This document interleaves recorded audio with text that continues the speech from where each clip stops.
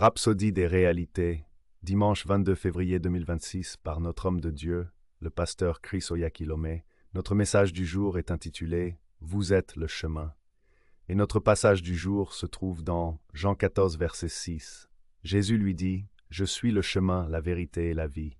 Nul ne vient au Père que par moi. » Beaucoup disent que Dieu fera un chemin là où il n'y en a pas. C'est un bel encouragement. Mais de telles expressions ne sont pas scripturairement exactes, surtout lorsque vous comprenez ce que Christ a fait de vous. Dans le Nouveau Testament, Dieu n'est pas en train de faire un chemin pour vous. Il a plutôt fait de vous le chemin. Le Seigneur Jésus a déclaré « Je suis le chemin, la vérité et la vie ». Jean 14, 6. Il était notre chemin vers Dieu et vers les bénédictions du royaume, la délivrance, la santé divine et toutes les bénédictions que la mort, l'ensevelissement et la résurrection de Jésus-Christ ont accomplies pour nous. Par notre salut, il nous a conduits au Père. Maintenant que nous sommes en lui, nous sommes, pour tout pécheur, le chemin vers Dieu. C'est pourquoi, lorsque vous étudiez le livre des Actes, vous voyez que l'Église est appelée la voie. Nous sommes devenus le chemin. Pourquoi chercher le chemin alors que vous êtes le chemin? De plus, le Seigneur Jésus a dit « Je suis la lumière du monde. Celui qui me suit ne marchera pas dans les ténèbres, mais il aura la lumière de la vie. » Jean 8, 12. Tel il est, tel nous sommes aussi dans ce monde. En nous se trouve la sortie des situations difficiles et la voie qui éclaire les ténèbres. Nous ne marchons jamais dans les ténèbres, ni dans la confusion. Nous ne sommes jamais hors du chemin.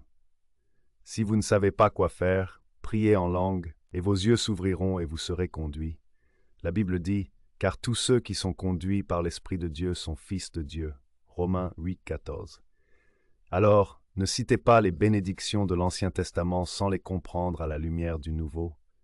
Le Nouveau a remplacé l'Ancien Hébreu 8, 13. Alléluia.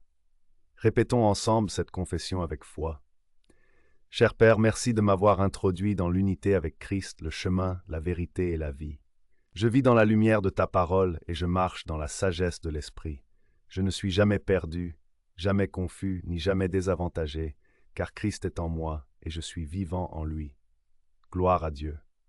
Si vous écoutez cette dévotion et que vous n'êtes pas encore né de nouveau, je vous invite maintenant à répéter avec moi cette prière de salut.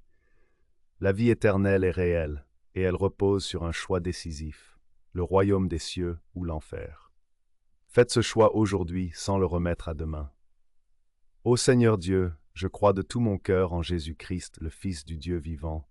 Je crois qu'il est mort pour moi et que Dieu l'a ressuscité d'entre les morts. Je crois qu'il est vivant aujourd'hui. Je confesse de ma bouche que Jésus-Christ est le Seigneur de ma vie dès ce jour. Par lui et en son nom, j'ai la vie éternelle. Je suis né de nouveau. Merci Seigneur d'avoir sauvé mon âme.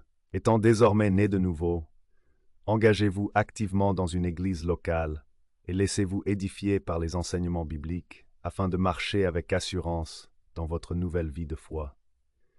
Nous honorons Dieu pour la vie et l'œuvre de notre cher pasteur Chris Oyakhilome, un général de la foi dont le ministère continue de porter la lumière de l'Évangile, la guérison et la transformation aux nations du monde.